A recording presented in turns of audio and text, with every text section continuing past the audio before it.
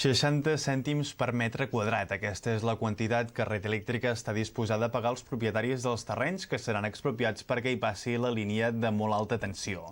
Els propietaris, com els que aquest matí s'han reunit amb representants de la companyia elèctrica al municipi de Brunyola, diuen que es troben amb les mans lligades i obligats no només a acceptar les expropiacions, sinó també a una revalorització a la baixa de les seves terres. Manifestants de la plataforma contra la mat escenificant l'enterrament del territori. Dotacions dels Mossos d'Esquadra. Nombrosos mitjans de comunicació. Avui Brunyola ha viscut una jornada excepcional.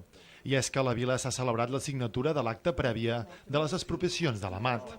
En total són 7 els propietaris afectats per una línia que tindrà 5 torres d'alta tensió en el seu pas pel municipi. Aquest matí també es trobava a la vila una representació del Consorci Forestal de Catalunya, entitat que dona assessorament als afectats i que consideren acceptables les indemnitzacions proposades per Red Eléctrica.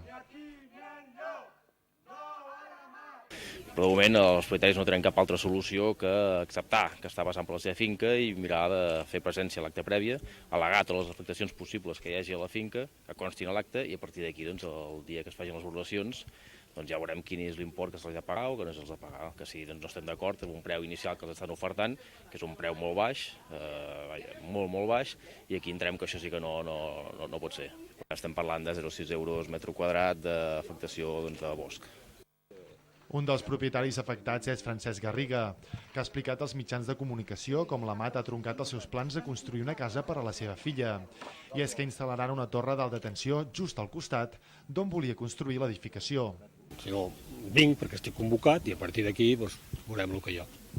L'ànim, és el que he dit fa un moment, que la finca queda revaloritzada a la baixa, però totalment.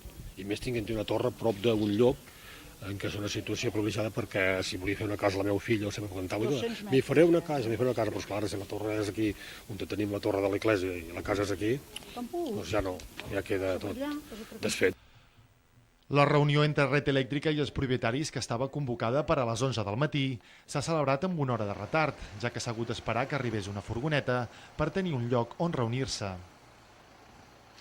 L'Ajuntament de Brunyola no estava disposat a cedir cap local perquè es portessin a terme les negociacions entre Red Eléctrica i els propietaris.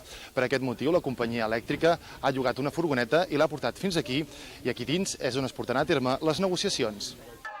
Durant la reunió, els propietaris han pogut formalitzar les al·legacions a un projecte que està generant un gran rebuig a la societat gironina.